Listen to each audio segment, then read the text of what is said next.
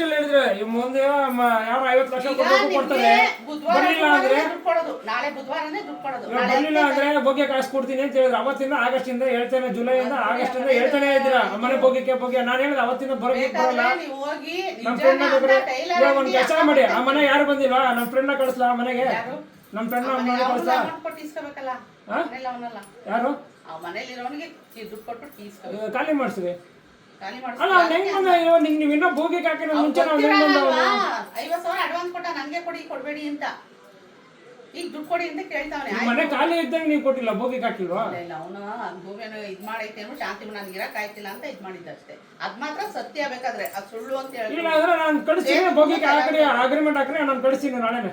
ಆಯ್ತು, ಕಳಿಸಿ. ಈಗ ಬುಧವಾರ ದುಡ್ಡು ಕೊಡ್ತೀನಿ ನಿಮ್ಗೆ. ಬುಧವಾರ ಗುರುವಾರ 10ನೇ ತಾರೀಕು, ನಾಳೆ ಮಂಗಳವಾರ ಬಂದೈತೆ ಅಂದ್ರೆ ಬುಧವಾರ ಬಂದು ನಾನು ಮೈಸೂರಿಗೆ ಇವತ್ತು ಹೋಗ್ಬೇಕಾಗಿತ್ತು.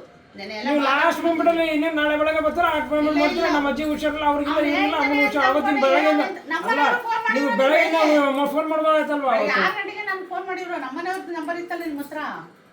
ಆ ಸಿಮ್ಮು ಇವ್ರದೇನೆ, ಅದು ಬೇರೆಯವ್ರದ್ದು ಅಂತ ನಾಟಕ ಆಡ್ತಾರೆ.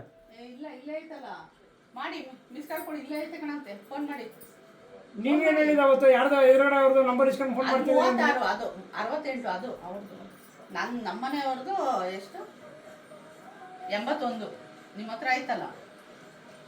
ಅದಕ್ಕೆ ಆ ನಂಬರ್ ಫೋನ್ ಮಾಡಿದ್ರೆ ಸ್ವಿಚ್ ಆಫ್, ಈ ನಂಬರ್ ಫೋನ್ ಮಾಡಿದ್ರೆ ಅದು ಕರೆನ್ಸಿ ಹಾಕ್ಸಿದಲ್ಲ, ಯಾರನ್ನ ಬೈತಾರೆ ಅಂತ ಅಂದ್ಬಿಟ್ಟು ಅವರು ಕರೆನ್ಸಿ ಹಾಕ್ಸಿಲ್ಲ ಅಷ್ಟೇ. ಇನ್ನು ನೀವು ಡಿಸೈಡ್ ಮಾಡೋದಲ್ಲೇ ಇದ್ದೀರಾ, ಮಾತಾಡ್ಕೊಳ್ಳೋದೇ ಇದು, ಡಿಸ್ಕಸ್ ಮಾಡೋದಲ್ಲೇ ಇದ್ದೀರಾ ನಿಮ್ಮ ಮನೆಯವರೆಲ್ಲ. ಒಂದು ವರ್ಷದಿಂದ ನಮ್ಗೆ ಹಿಂಗೆ